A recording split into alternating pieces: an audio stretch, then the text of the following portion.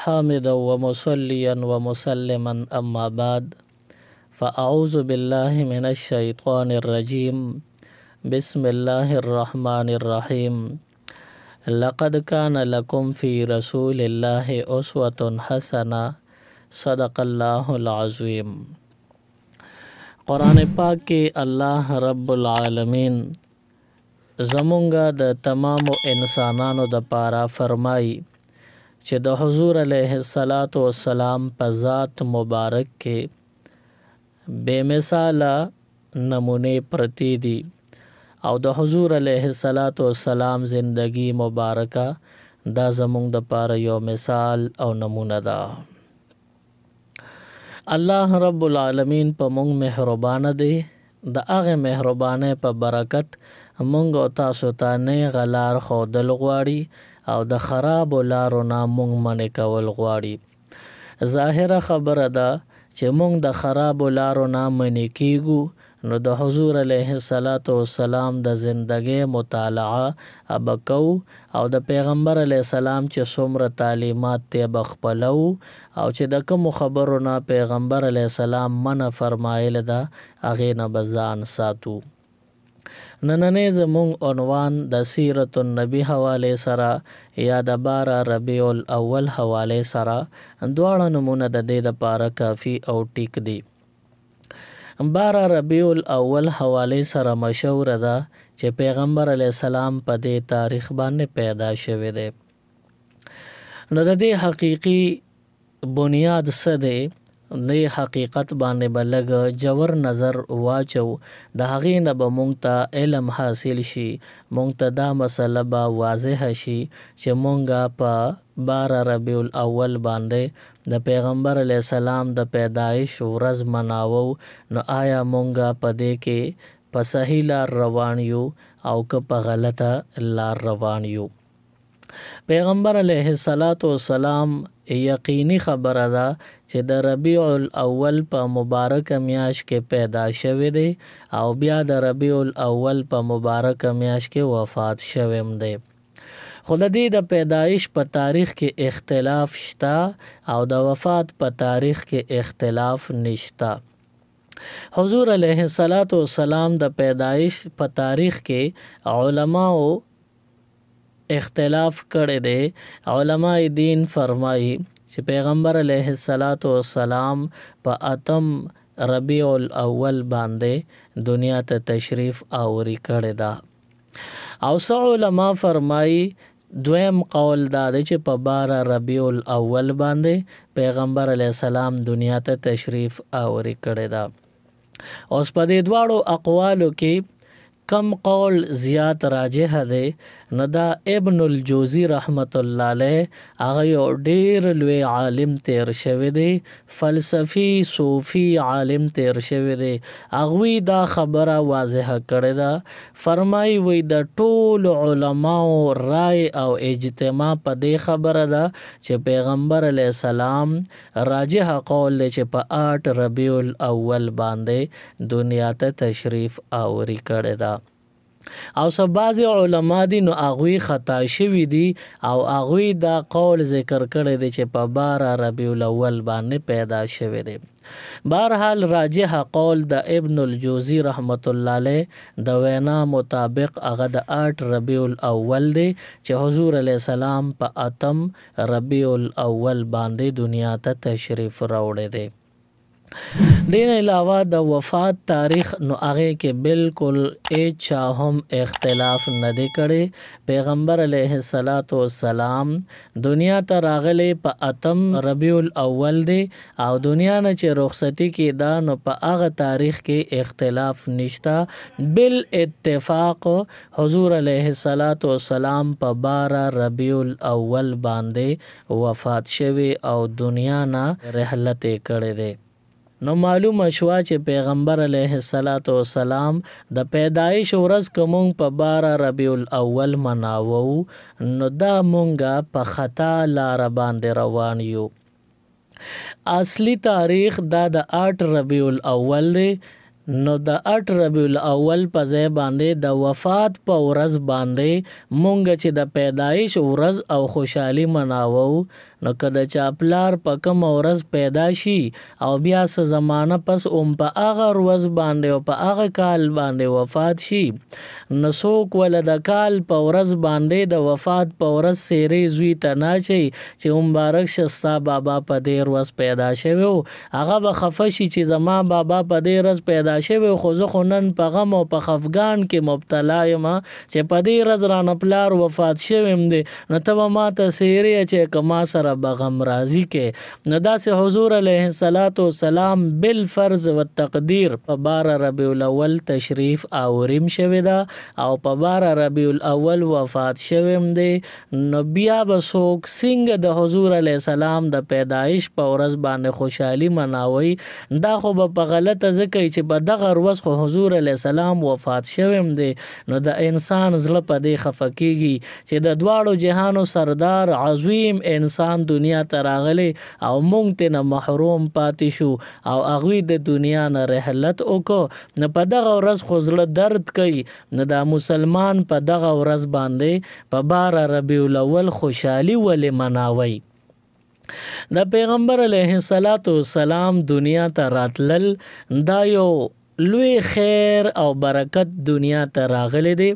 پیغمبر علیه السلام ډیر لوی امن او د امن پیغام راوړی دی او د ظلم او د بربریت د جهالت بنیاد او جړ یې کټ کړی دی دنیا ته داسې انسان راغی چې خیر وسره راغی نور او برکت وسره راغی نو داسې انسان دنیا ته پراتلو باندې خوشحالي مناول پکاري د حضور علیه السلام نه لوی مقام په کائنات کې د هیڅ چام نشتا حضور علیه السلام له یو لوی نسب او یو لوی مقام الله رب العالمین ورکړی دی نه نسب حواله سره که ذکر وشي پیغمبر علیه السلام یو حدیث مبارک کې فرمایي وای زمانه واخله تر آدم علیه السلام پورې یا د آدم علیه السلام نو واخله تر زما د پلار پورې چې څومره رشتې شوي دي نو هغه په نکاح باندې شوي دي په دې رشتو کې چرته د بد عمله ملاوت نه دی شوی نو د حضور علیه السلام اعلی نسب اعلی مقام اعلی منصب دی نو د دومره لوی انسان دنیا ته پراتلو یقینا چې خوشحالي پکاري خو بیا خوشحالي څنګه خوشحالي هغه چې پیغمبر علیه السلام په خپل کړی وي خوشحالي هغه چې صحابه کرامو په خپل کړی وي خوشحالي هغه چې تابعین په خپل کړی وي خوشحالي هغه چې تبع تابعین په خپل کړی وي خوشحالي هغه چې د امت معتمد علماء دین علماء کرام علماء اعظام کړي وي د دغه نه علاوه که خوشحالي په بل رنگ کې شي نو دا به د اسلام دا به د شریعت دا به د الله د دین او دا به د محمد عربي صلی الله علیه وسلم او د جمله صحابه کرامو د عقاید او د اعمال مخالفت وي د دې په وجه باندې خوشحالي به مونږه هغه کو کوم چې مونږ ته دین الاوټ کړی دا کوم چې مونږ ته دین جایز کړی دا کوم چې مونږ ته دین د دې اجازت را کړی دی هغه خوشحالي به نه کوو په کومه چې شریعت ته نقصان رسیږي په کومه چې حضور علیه السلام ته خفګان رسیږي دا حضور علیه السلام د پیدایش په ورځ باندې خوشحالي مناول دا څنګه دي په اسلام کې د سالګرې تصور نشتا او دا اوس هندوانو دا یو رواج را ګډ کړی دی د سالګرې رسمې جوړ کړي او بیا یې دومره خور کې چې زمونږ په علاقه کې هندوان پاتې شوي دي د دې ملک کې چې هندوان اوسېدل د دې ځای نه لاړل هغه دستور هغه رواج هغه رسمونه هغه یې دومره زیات دې ځای کې سر ته رسولي چې زمونږ مسلمانانو هم ترې نه اثر او رنګ اخیستی و د سالګرې رنګ مسلمانانو د هندوانو نه واغشته حالانکه که وکتلی شي نو سالګره په دې لفظ کې د انسان د پاره یو لوی پیغام پروت دی. سالګره یعنی سال یو کال ساده زندګۍ نه پریوته د انسان چې 100 کال عمرې او د 15 کال پوره شي نو د 15 کال پوره شو د ته مرګ ته 40 کال پاتې شو نو ته چاته وې چې ستا مرګ ته دومره ورځې یا دومره کلونه پاتې شو نه په خوشحاليږي نه اپه خفقيږي هغه به دغه خوراک کاک پرېږدي وی به چې زه به مړ کېږم. نو داسې دی سالګیرې ته سالګیره ځکه وی چې په دې باندې د انسان د زندګۍ نه یو کال پریوزي نو انسان په کار د چې دی هوښیارو د عقل نه کار اغشته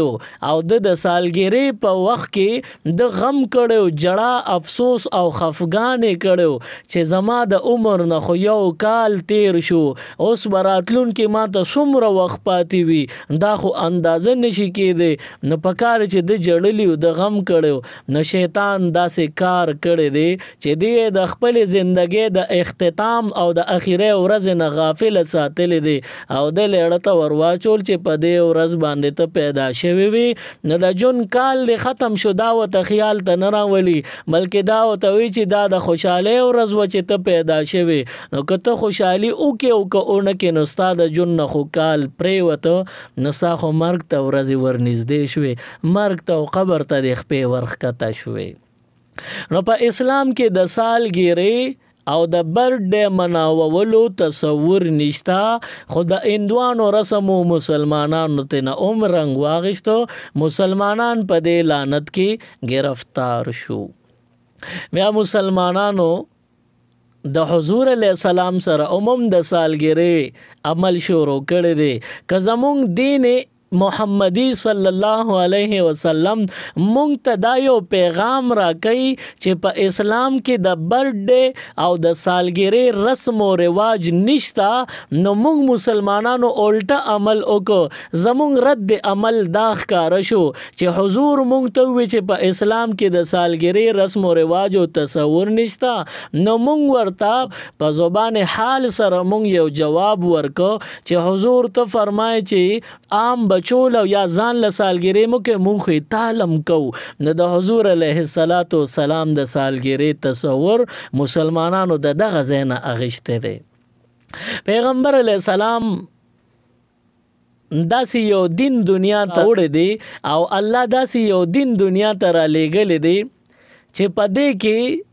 د سالګیرې تصور او دا د رسمونو دین نه دی په دې کې د سالګیرې رسم او رواج نشتا. نو بیا مونږ به چې چاته شریعت ملو شوی دی داغه په باره کې څنګه د شریعت خلاف فیصله او د شریعت خلاف رسم او رواج فالو کو او پاغې به عمل کو دا خو سراسر زمونږ دین سره استهزاء ده زمونږ حضور نبی کریم صلی الله علیه وسلم سره استهزاء ده. د سالګیرې تصور د مسلمانانو وو خدا رواج د کم ځای نه راغلی دی نو د مونږ چې ځان لا یا خپلو بچو له سالګیره کوو نو دا هندوانه رسم دی د هندوانو رسم دی خو که وګورې دا پیغمبر علیه السلام سره چې څه کېږي هر 12 ربیع الاول باندې د جشن عید میلاد النبی په نوم باندې مجالس منعقد کېږي نو دا سلسله د کله نه شروع شوې ده نو د دې تاریخ عموم لږ لټول پکار دی. عیسی علیه السلام چې کله الله رب العالمین آسمانونو طرف ته پورته کو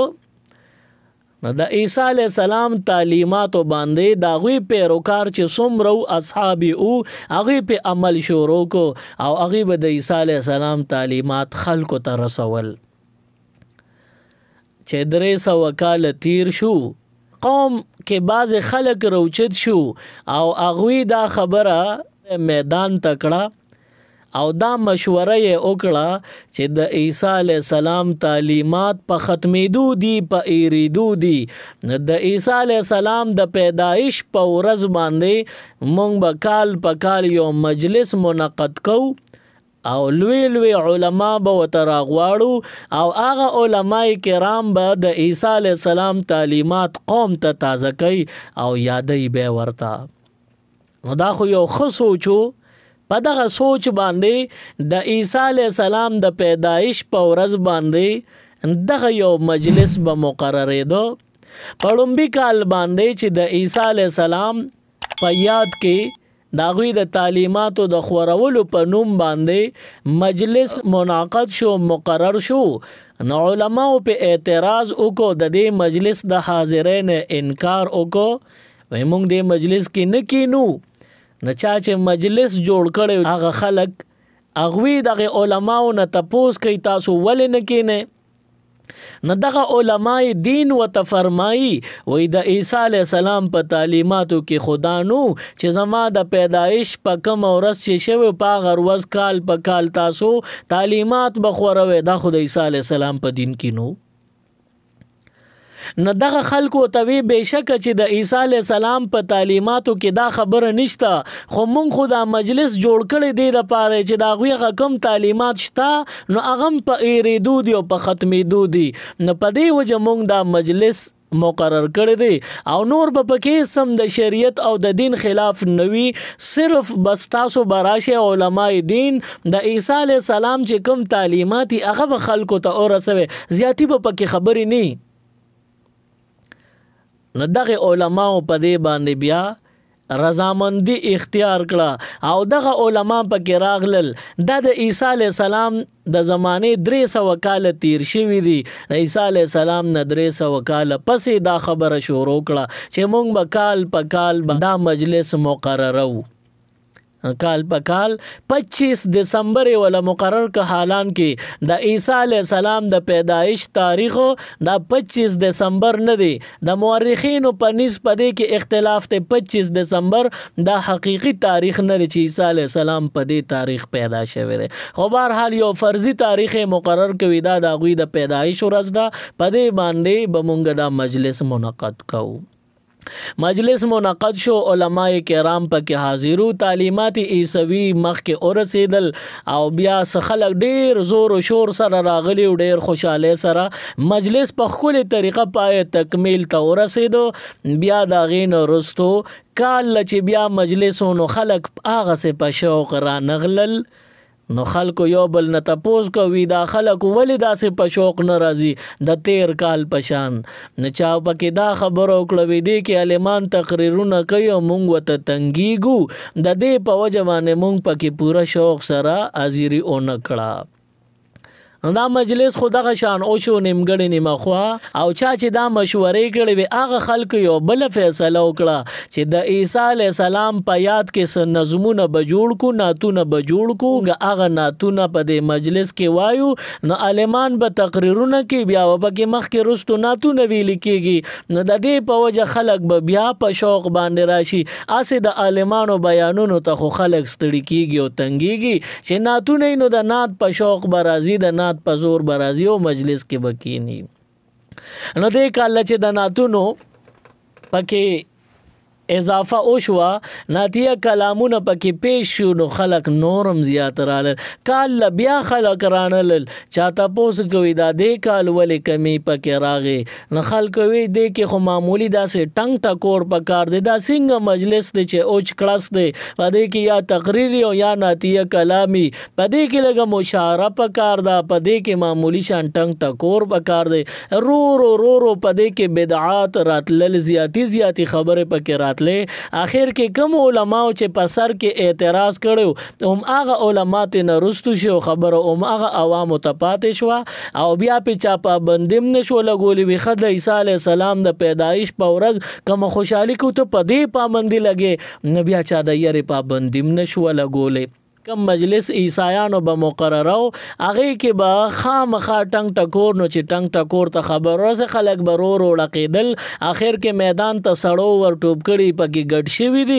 آخر کې پکې ښځې هم راوستلې وي، ښځې ښه ګډېږي. بیا آخر کې ګونګړو هم راغلی، خپو ته اچولې شوي دی. رو رو د عیسی علیه السلام په تعلیماتو باندې مجلس منعقد شوي، مقرر شوي او رو رو شکل یې بدلېده. شیطان وله کم خوارو خور که د کم ځای نه روان په کم ځای باندې مجلس ودرېده. نو مسلمانانو بادشاه بې علم و، هغه هم د دې نه رنګ واغشتو چې دوی د عیسی علیه السلام په یاد کې کوي. نو زمونږ پیغمبر علیه السلام خو د عیسی علیه السلام نه موچت مقام دی چې د عیسی علیه السلام په یاد کې دوی مجلس کوي،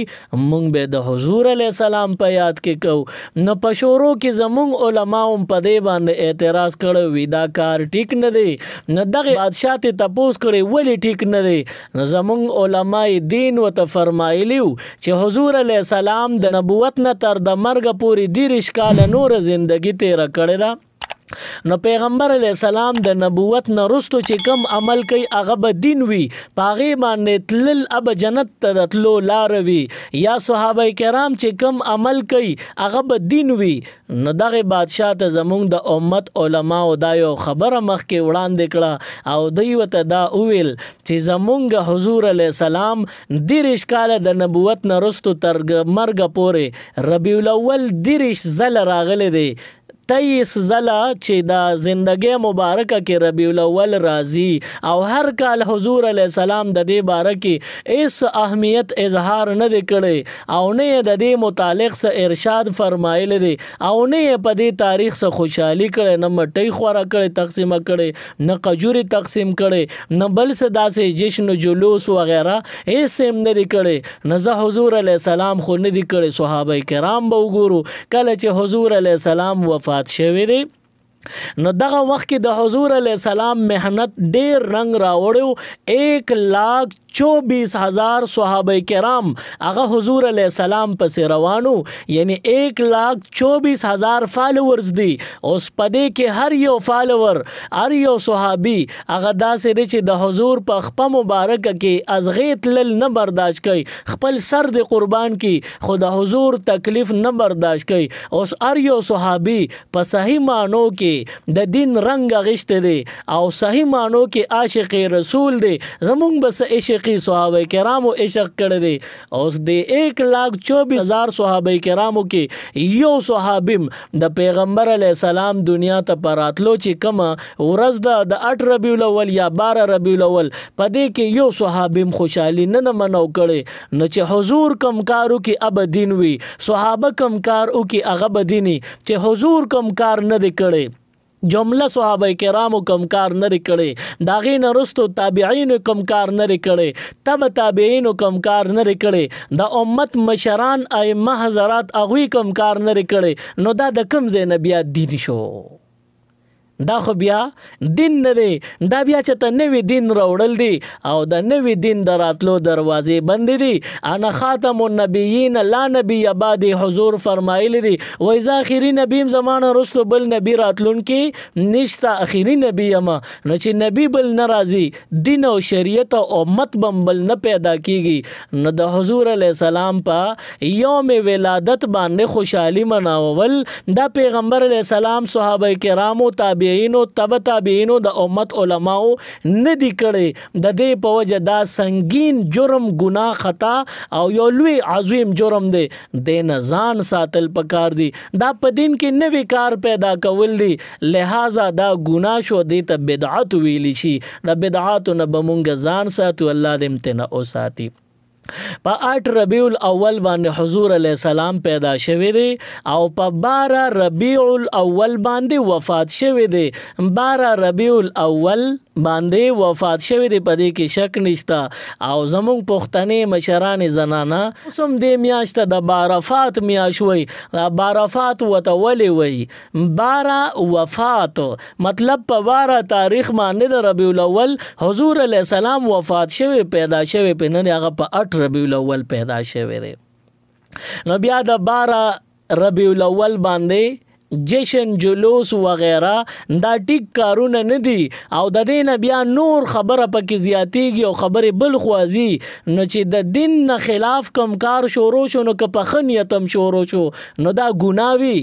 لکه د ماښام 3 رکعاته مونځ دی او یو بنده وي چې زه 3 رکعاته کوم نو یو رکعت به ورسره بل هم زیاتي وکم چې 4 رکعاته شي نو ثواب به مې ډېر شي. نو نه خو ثواب د پاره کوي او په ښه نیت هم کوي، خو آیا دا مونځ دی نه. آیا دا دین دی؟ نو نه. ولې دته چې دین کملار خودلې ده نه دی د ځان شوخي ولې کوي، د ځان نه دی پکې اضافه ولې راولي. الله دین کم مختص کړی دی نو هغه دین دی، او چې د ځان نه پکې اضافه وکړه نو دغه دین نه بیا بی دینی ده. نو حضور علیه السلام یا جمله صحابه کرامو په 12 ربیع الاول باندې مجالس نه دي مقرر کړي، نو که موږ مقرر کړل دا به بی دینی وي، ځکه د صحابو نه او د حضور نه پاتې کار مونږ کو او د ځان کو او دیني ګڼو ثوابي ګڼو نو دا بدعاتو کې راځي، دا ګناه ده. الله دې د دې جرم او د ګناه نه مونږ وساتي.